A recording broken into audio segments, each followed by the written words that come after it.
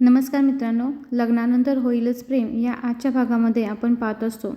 इकडे आता काव्याची आई ट्रीपवरून आलेली असते आणि ती बोलत असते की नंदिनी, खरंच मला काव्याने सगळं सांगितलं होतं. जेव्हा लग्नानंतर दुसऱ्या दिवशी तुम्ही सगळी घरी आला होता त्याचवेळी मला काव्याने जीवाच्याबद्दल सगळी माहिती झाली होती. त्यामुळे तिला तुम्ही दोष देऊ नका, अशी तिची आई म्हणत असते. ती म्हणते, काव्याने मला सगळ्यांना सांगण्याचा प्रयत्न करत होते, पण मी तिला अडवलं होतं. कारण की मला आता नंदिनीचं दुसरं लग्न मोडून द्यायचं नव्हतं. म्हणूनच मी काव्याला तडजोड करायला लावली होती आणि नंदिनीचं आयुष्य चांगलं व्हावं यासाठी मी हे सगळं केलं होतं, असं आता तिच्या आईनं सांगितलं होतं. हे सांगितल्यानंतर काव्याचे बाबा म्हणतात की हे बघ, तू काय एकटीच त्याला पापीला धागेदार नाही आहेस, समजलं का? लग्नाला तयार मीही तिला केलं होतं. त्यावेळी काव्याची आई सांगत असते की मला ती घरी आल्यानंतर त्या दोघांचं गळ्यातलं पेंडंट सापडलं होतं, ज्यामध्ये काव्या आणि जीवाचा फोटो होता. त्याचवेळी काव्याने मला सगळं सांगितलं होतं, पण मी कोणालाच काही कळून दिलं नाही. त्यानंतर नंदिनीला आठवत होतं की आई तिला कशी शिकवत होती की आता लग्नानंतर तू सगळ्या गोष्टी सांभाळून घेतल्या पाहिजेस. त्याचबरोबर तिची आई नंदिनीला फोन करून विचारतही असते की काय झालं आहे गं, कशा आहात तुम्ही दोघी, आणि काव्या कशी आहे गं. काव्याला फोन केला तर काव्या फोनही उचलत नाही. अशीच तिने परत चिडचिड वगैरे केली का, हे तिची आई विचारत होते. हे सगळं आता नंदिनीला आठवत होतं. याचा अर्थ आईच्या ह्या सगळ्या बोलण्या पाठीमागं हा होता, हे तिला आत्ता लिंक झालं होतं. आता तिला कळत होतं की आई त्यावेळी एवढी काळजी का करत होती, आई एवढी काव्याची का विचारपूस करत होती, हे आत्ता नंदिनीच्या लक्षात आलं होतं.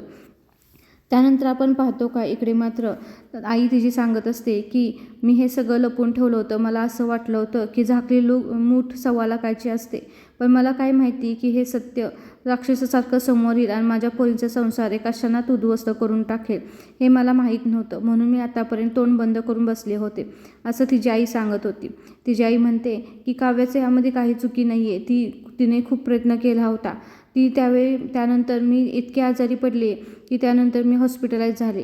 त्यावरती मात्र तिचे वडील म्हणत असतात की हे बघ, तू एकटी भागीदार नाही आहेस. त्यावेळी मीही तिला जबरदस्ती केली होती लग्नाला, असं म्हणल्यानंतर तिची आई म्हणत असते, मग यामध्ये काव्याची काहीच चुकी नाही आहे. नंदिनी, तू तिथून मंडपातून गेल्यानंतर काव्याला आम्ही किती फोर्स केला, आम्हाला माहिती. आम्ही तिला सगळं फोर्स करून पाठवलं होतं. यावरती नंदिनी म्हणते की खरंच आता मला माझ्या घरातले सगळे अनोळखी वाटत आहेत, असं ती म्हणते. असं म्हटल्यानंतर मात्र इकडे मात्र बाबा अजूनही काव्यालाच दोषी देत आहेत. नंदिनी बोलते, मला असं वाटतंय की बहुतेक किंबहुना असंही असेल की मीच त्या लायक नाही की माझ्या घरचे मला सगळं सत्य सांगतील. असं म्हटल्यानंतर तिची आई बोलते, नंदिनी बाळा, अशी का म्हणतेस तू, असं काही नाही. त्यावेळी मी अशा एका पेचात अडकले होते की मला काहीच करता येत नव्हतं, म्हणून हे सगळं मी लपवून ठेवलं होतं. यामध्ये काव्याची चूक तर नाहीच आहे. मला तुझाही संसार मोडून द्यायचा नव्हता. मला असं वाटलं की लग्नानंतर तुमचं होईल सगळं व्यवस्थित, यासाठी मी सगळं लपवून ठेवलं होतं, असं ती म्हणत होते. काव्यालाही आता वाईट वाटत होतं. निदान आई तर तिची आता बाजू घेत आहे. तिची आई म्हणत असते, हे बघ नंदिनी, मला असं वाटलं की हे सगळं विसरून जाईल. तुला माहिती आहे का, जेव्हा मला हे सगळं समजलं त्यावेळी मी खूप आजारी पडले, आणि मी आजारी पडल्यानंतर मात्र हॉस्पिटलाइज झाल्यानंतर काव्यानं तात्पुरती माघार घेतली होती, असं ती सांगत होते. असं म्हणल्यानंतर नंदिनी म्हणते, याचा अर्थ मला हे काहीच गोष्टी समजल्या नाहीत. तेव्हा तू आजारी पडलीस, या कारणाने आजारी पडलीस ते मला समजलंच नाही. तेवढ्यातच मात्र एवढं सगळं झाल्यानंतर आईला परत चक्कर यायला लागलेली असते. हे पाहून काव्या म्हणते, आई बास कर ना, तू स्वतःला दोष देऊ नको, तुझीही तब्येत सांभाळायची आहे ना, असं ती म्हणत असते. असं ती म्हणल्यानंतर मात्र इकडे नंदिनी म्हणत असते की काय झालं आई, उपयोग त्याचा सांग. तू जी तडजोड केली त्यानं झालं काय, सांग. काय चांगलं झालं, सगळं तर बिघडलं ना. लग्न पण मोडली, काहीच राहिलं नाही, सगळं संपलं. आता विश्वास मोडून गेला, ह्या तुझ्या तडजोडीखाली विश्वास मोडून गेला, लग्न मोडून गेलं, कोण कोणाचं राहिलं नाही. हे चूक केलीस तू आई, अशी तिची नंदिनी बोलत असते. नंदिनी असं बोलायला लागल्यानंतर मात्र आईला जास्त त्रास व्हायला लागलेला असतो. नंदिनीचा विश्वास ढासळलेला असल्यामुळे ती जास्त दुखावली गेली होती. तिचं म्हणणं असं असतं की मला कुठलीही त्रास होऊन दे, दुखापत होऊन दे, काही होऊन दे, पण माझा विश्वास कधीही मोडू नका. तर त्यावरती तिची आई म्हणत असते, बाळा, मी हे सगळं ह्याच्यासाठी केलं की मला तुझं दुसरं लग्नही मोडून द्यायचं नव्हतं. मला तुला चांगलं सुखी संसारात बघायचं होतं, आणि म्हणूनच मी ना आपल्या काव्याला तिच्या सगळ्या गोष्टीमध्ये तडजोड करायला लागली आणि तिला असं दाबलं गेलं असं म्हणते. पण मात्र इकडे म्हणत असते नंदिनी की नाही आई, त्याचा उपयोग काय झाला, शेवट काय झाला सांग बघू असं म्हणायला लागल्यानंतर सगळं संपलं, आता कोण कुणाचं राहिलं नाही, लग्न संपले, सगळं मोडलं, आता काहीच राहिलं नाही, याचा अर्थ काय झालं सांग असं म्हणून ती रडायला लागलेली असते. इकडं तिची आई समजावून सांगत असते की बाळा असं का बोलतेस तू, मला असं वाटलं होतं की तुमचं संसार व्यवस्थित चालू होतील. तेवढ्यातच मात्र काव्या तिथं येते आणि काव्या म्हणते ताई अशी का बोलतेस तू, असं बोलू नकस ना, लग्न मोडली वगैरे असं काही नाही, पार्थ माझ्यावरती आणि जिमीजयचं तुझ्यावरती अजूनही खूप प्रेम आहे, तू असं बोलू नकोस. तेवढ्यातच मात्र काव्याचे बाबा जोरात ओरडतात, म्हणतात बस झालं आता तुमचं सगळ्यांचं, तुम्ही सगळ्यांनी मिळून माझ्या नंदिनीचा विश्वासघात केलेला आहे आणि काव्या तू तर काही बोलूच नको, मला तर तुझ्याशी बोलायचीच इच्छा नाही आहे आणि तर जीवा तर माझ्यासाठी मेलाच आहे असं ते म्हणतात आणि ते रागाने तिथून निघाले असतात. तिची आई सांगण्याचा प्रयत्न करत असते असं नका बोलू, म्हटलं तर मात्र तिचे बाबा उलटं तिच्यावर चिडत असतात, बास मला तुझंही काय ऐकायचं नाही, तू सुद्धा मला कुठली गोष्ट सांगितली नाही, तू तर मला त्यावेळी सांगायला पाहिजे होतं ना, तूही तुला माहिती असून मला काही सांगितलं नाही असं म्हणत असतात. त्यावरती मात्र आपण पाहतो काय बाबा म्हणत असतात की तुमच्या सगळ्या ह्या मागण्यामुळे माझ्या नंदिनीचं आयुष्य उद्ध्वस्त झालेलं आहे आणि तुम्ही सगळ्यांनी मिळून तिचा विश्वासघात केलेला आहे, असं करून बाबांनी मात्र खापर सगळ्यांच्याच डोक्यावरती फोडलेला आहे. त्यावरती आपल्या काव्याने एवढं सगळं केलेलं त्यांना दिसतच नाही, ते उलटे काव्यावरती चिडत आहेत, म्हणत आहेत बस झालं आता मी इथं हा विषय इथं संपवलेला आहे, माझी काव्या आता माझी राहिली नाही आहे आणि माझी नंदिनीसाठी आता मी काही करायला तयार आहे, तिचा जो विश्वासघात तुम्ही केला त्यासाठी मी तुम्हाला कोणालाही माफ करणार नाही असं ते जोरात ओरडत असतात. त्यानंतर मात्र हे सगळं पाहिल्यानंतर ते सगळ्यांना आश्चर्य वाटत असतं की बाबा असे कसे बोलू शकतात आणि बाबा मात्र असं बोलून तिथून निघून जातात. आता हे मात्र काव्या खूप ताईला समजावण्याचा प्रयत्न करत असते पण काही ताई तिच्याशी बोलतही नाही. त्यानंतर आपण पाहतो काय जीवावरती त्याच्या रूममध्ये आलेला असतो. रूममध्ये आल्यानंतर त्याला सगळं मात्र नंदिनीबद्दल सगळं आठवतात असतं, जसं की त्याची चकाचक बाई कशी रूम चकाचक ठेवते, जेव्हा तो बेडवरती बसायला जातो त्याच्या अगोदर तो आता ड्रेसिंग टेबलवरती गेलेला असतो, तिथं असणाऱ्या वस्तू तिची आठवण करून देत होत्या. त्यानंतर त्याने तिचा आपल्या लग्नाचा फोटो हातामध्ये घेतला होता आणि जेव्हा नंदिनीने तो फोटो रागाने फेकून दिला आणि बोलली की हे आपल्या लग्नाचं सत्य आहे असं करून तो फोटो तिने फेकून दिला होता, तोच फोटो फ्रेम मात्र जीवाने परत जोडून आणली होती आणि त्यानंतर तिथं व्यवस्थित ड्रेसिंग टेबलवरती ठेवली होती. त्याला रूममध्ये प्रत्येक वस्तूंना चकाचक बाईची आठवण करून देत होती आणि त्याला काही सुचत नव्हतं.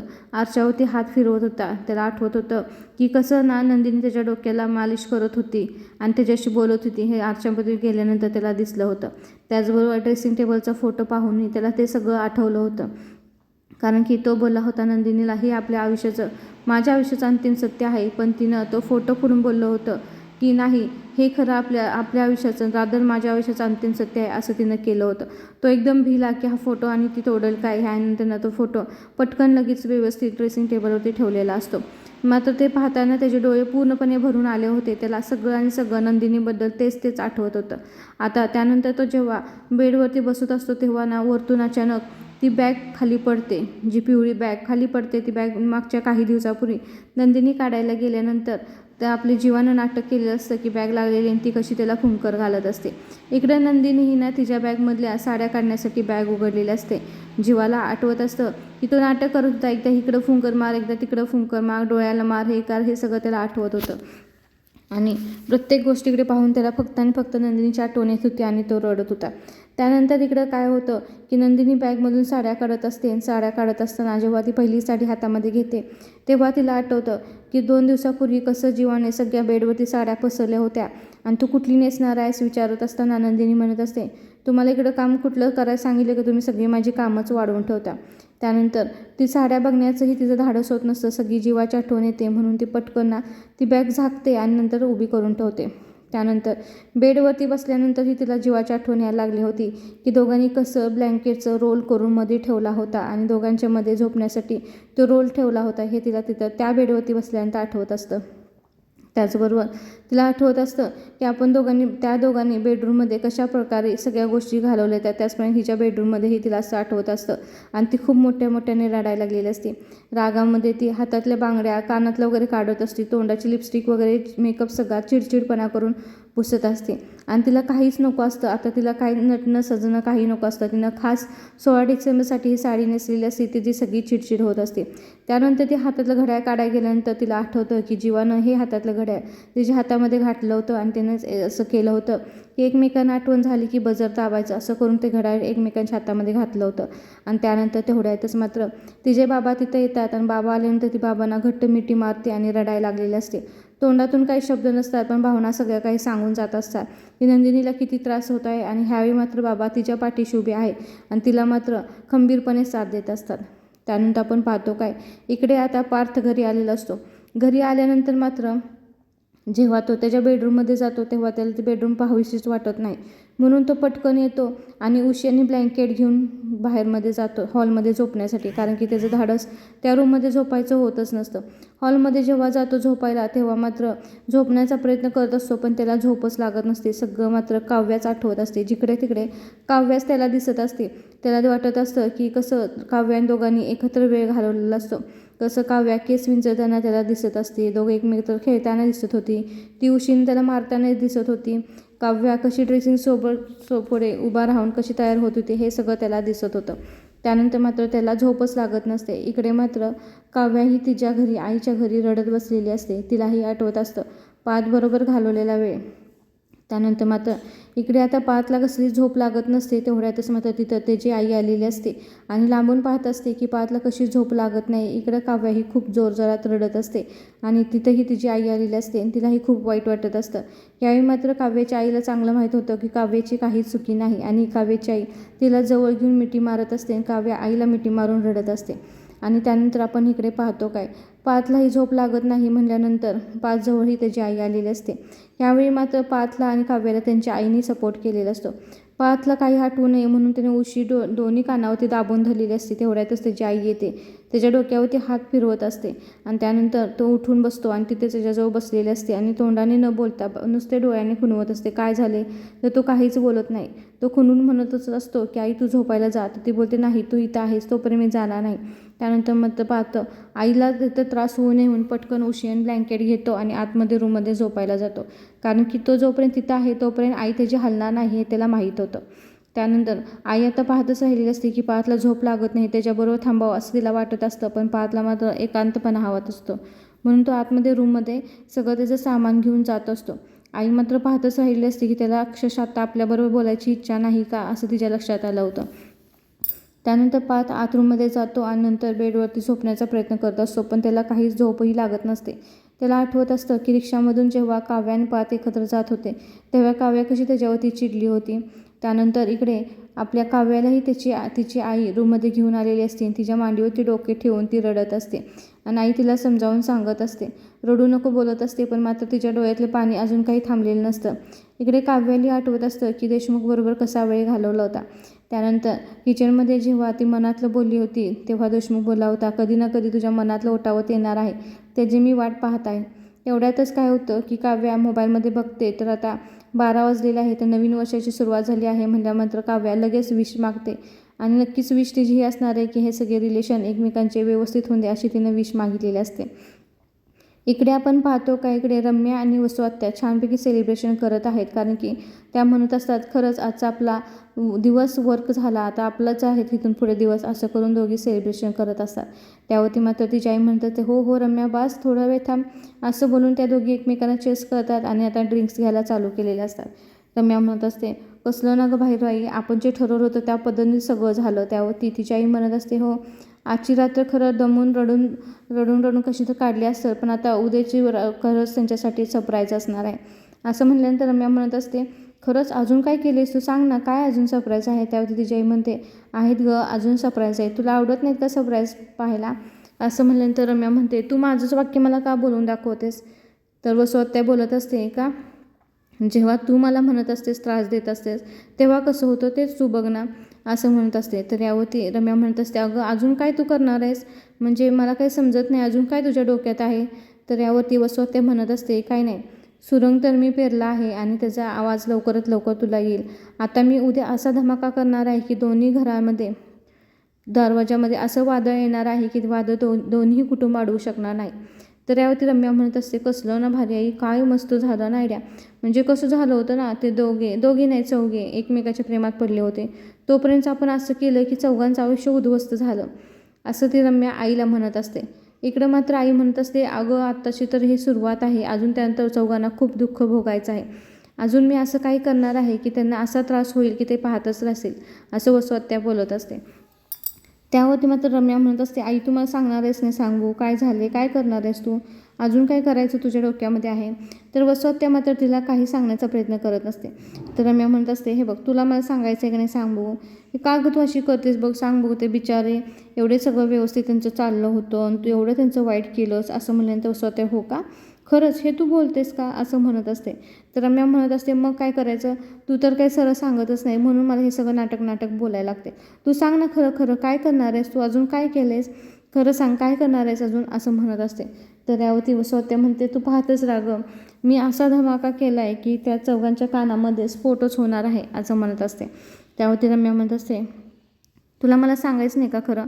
मग त्यावरती ती म्हणते, बोल बोल पेशन्स ठेव जरा. तर त्यावरती रम्या म्हणते, हो ठीक आहे पेशंट ठेवते मी, सांग बघू तू काय ठरवलेस, अजून काय करणार आहेस.